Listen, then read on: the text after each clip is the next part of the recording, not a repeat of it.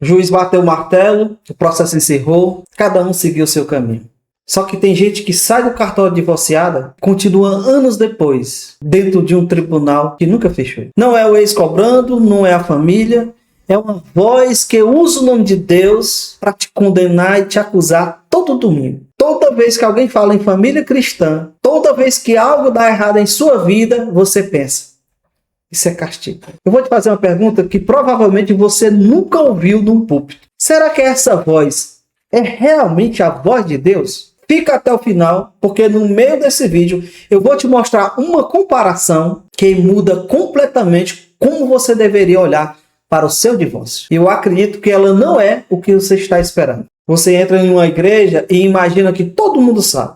A pregação fala de família e cada frase parece apontar para você. Quando algo dá errado, o pensamento vem automático. Deus está me castigando. E quando algo de bom acontece, você diz, será que eu posso receber alguma coisa boa de Deus? Só que aqui está o primeiro erro que quase ninguém questiona. A palavra divorciada é um estado civil, não é um diagnóstico espiritual. Ela não diz se você traiu ou se foi traída. Ela não diz se você abandonou ou se foi abandonado. Não diz se você errou tanto quanto o outro, ou se levou uma sentença por um crime que você não cometeu. E antes que você pense que eu vou usar isso para te absolver de qualquer jeito, eu não vou. Da mesma forma que eu também não estou aqui para te condenar. Esse conteúdo não começa dizendo que toda mulher divorciada é culpada ou que toda mulher divorciada é inocente. Ele começa com uma pergunta: o que realmente aconteceu? Qual foi a sua responsabilidade?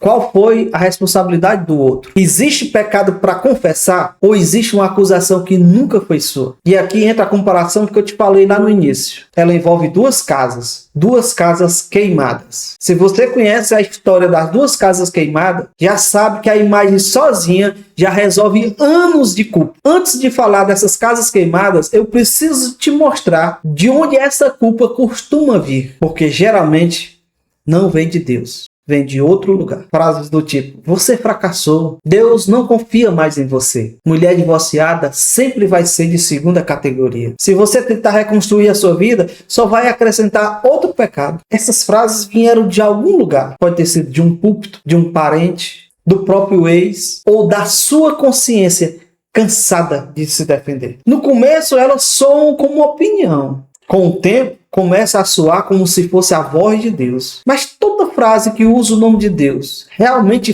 fala em nome de Deus? Eu já vi um discurso parecido em outro contexto. Quando todo mundo concorda com uma coisa, não torna automaticamente essa coisa verdadeira. A verdade não é decidida por votação.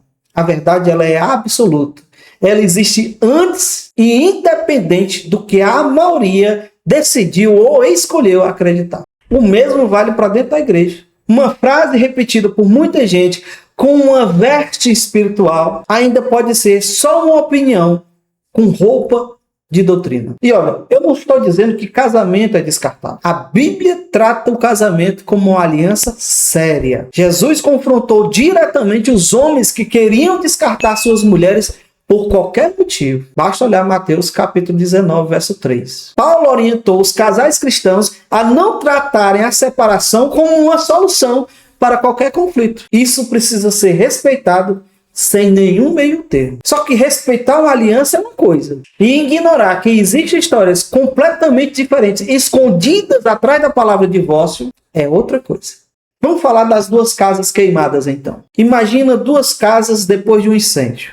As duas em ruínas, as duas em cinzas. Numa delas, o próprio dono ateou fogo. Na outra, alguém colocou fogo enquanto a família dormia. Quem olha de fora, as duas casas parecem a mesma tragédia, mas a responsabilidade não é a mesma. E nenhum vizinho sensato vai tratar o incendiário e a vítima como se tivessem feito a mesma coisa, só porque as duas casas estão queimadas. E é isso que a igreja faz quando trata toda mulher divorciada com o mesmo peso de condenação. Uma mulher que abandonou o casamento não está na mesma condição moral do que aquela que foi traída e abandonada. E a mulher que reconheceu o seu pecado, rompeu com aquilo que estava errado e buscou reparação, também não está na mesma condição daquela que continua tentando justificar o seu erro. A primeira carta de Paulo aos Coríntios, no capítulo 6, Paulo lista pessoas marcadas por pecados diferentes, inclusive o adultério. E depois ele escreve: e tais foste alguns de vós. Ele não transforma o pecado em virtude. Ele mostra que o pecado confessado e abandonado não precisa continuar sendo a identidade de alguém que foi alcançado por Cristo. Agora preste atenção, porque esta parte é a que gera mais desconforto, mas que também gera libertação. Porque tem um erro para cada lado desse dilema e os dois são perigosos. De um lado tem a mulher que usa a dor que sofreu como desculpa para nunca examinar a própria consciência. Que reescreve a história toda como se fosse só vítima, mesmo quando sabe que no fundo também errou. Do outro lado tem aquela mulher que carrega uma dívida que Jesus já pagou. A mulher que já confessou, que abandonou, que tentou reparar o que podia ser reparado. E mesmo assim continua se autopunindo. Como se a graça tivesse um limite e ela já ultrapassou esse limite. Humildade não é mentir para si mesma para parecer arrependida. E não é se vitimizar para parecer inocente. Humildade é ficar diante de Deus sem maquiagem, sem máscara, confessando o que fez, reconhecendo o que sofreu e recusando a carregar a culpa que pertence a outro. E se em algum momento dessa história houve ameaça, perseguição, violência, isso não é sobre teologia. Isso é sobre segurança sua e de seus filhos, que deve vir antes de qualquer discussão espiritual. Então, antes de fechar esse vídeo, eu quero te fazer 4 perguntas. Primeira, quando você pensa no seu divórcio, qual frase de condenação aparece primeiro? Segundo, quem te ensinou essa frase? Terceira, ela descreve um pecado concreto ou só o seu estado civil? Quarta e última, você consegue contar o que aconteceu sem esconder os seus erros e sem proteger quem te feriu? Esse vídeo não é para apagar o seu passado, é para impedir que uma interpretação falsa dele continue decidindo o seu futuro. Caso essa reflexão tenha batido em algum lugar específico da sua história, escreve nos comentários qual dessas 4 frases você mais ouviu, de fora ou dentro de você mesmo.